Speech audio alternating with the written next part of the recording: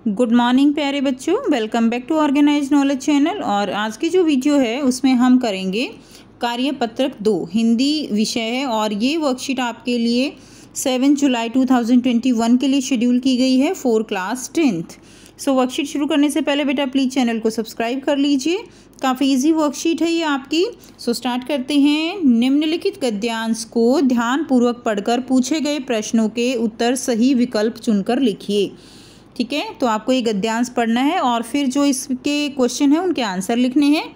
स्वामी विवेकानंद उन महापुरुषों में से थे जिन्होंने भारत में नव जागरण का शंख फूंका, यानी उन्होंने जागरूकता अभियान जो है वो प्रारंभिक किया।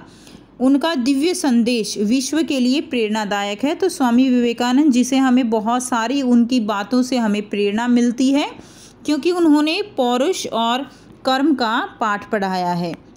उनके बचपन का नाम नरेंद्र नाथ था। बचपन का नाम क्या था? नरेंद्र नाथ। उनकी शिक्षा एक अंग्रेजी स्कूल में हुई थी। अब जब उनकी आध्यात्मिक भावना प्रबल हो उठी तो उन्होंने अपनी ज्ञान पिपाशा यानी जो उनकी ज्ञान की इच्छा थी उसको शांत करना अपना एक विशिष्ट लक्ष्य माना। परमहंस जी की वाणी में विद्युत शक्ति विराजती थी जो आगे चलकर नरेंद्र नाथ को भी नव आलोक और स्फूर्ति प्रदान कर सकी। तो जो परमहंस जी कौन थे? उनके गुरु थे। और उनकी वाणी में विद्युत शक्ति विराजती थी, यानी उनकी वाणी इतनी प्रबल थी कि वो इतनी प्रभावशाली थी कि लोग जो है एक तरह से उनकी तरफ खींचे चले आते थे। इतना ज्ञान उनकी वाणी में था। तो यहाँ कहा गया है कि उनकी वाणी में विद्युत शक्ति विराजती थी।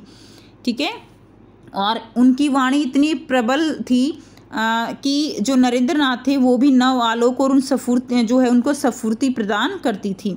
सन 1886 में रामकृष्ण परमहंस जो इनके जो है कौन थे? गुरु थे। ठीक है, उनके दिवंगत होने के साथ ही, दिवंगत यानी उनकी मृत्यु होने के साथ ही 23 वर्षीय नरेंद्र ने अपने गुरु की शिष्य मंडली के नेतृत्व का भार जो है वो अपने कंधों पर ले लिया।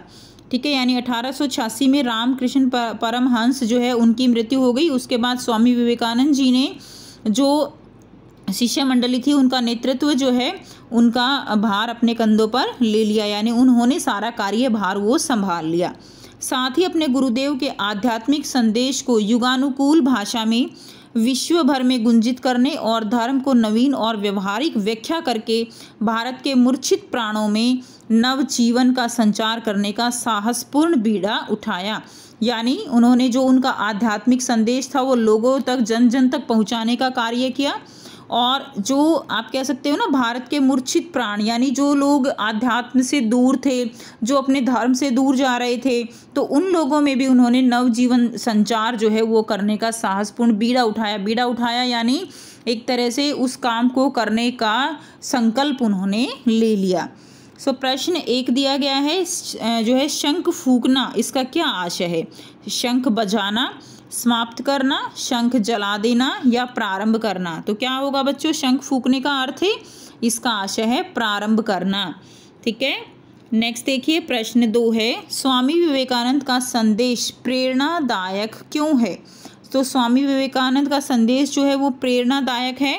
वो क्यों है? हमने अभी ऊपर पढ़ा कि उनका जो दिव्य संदेश है वो कैसा है? वो प्रेरणादायक है। तो यहाँ से उनका दिव्य संदेश विश्व के लिए प्रेरणादायक है क्योंकि उन्होंने पौरुष और कर्म का पाठ पढ़ाया। तो ये आपका क्वेश्चन नंबर 2 का उत्तर हो जाएगा।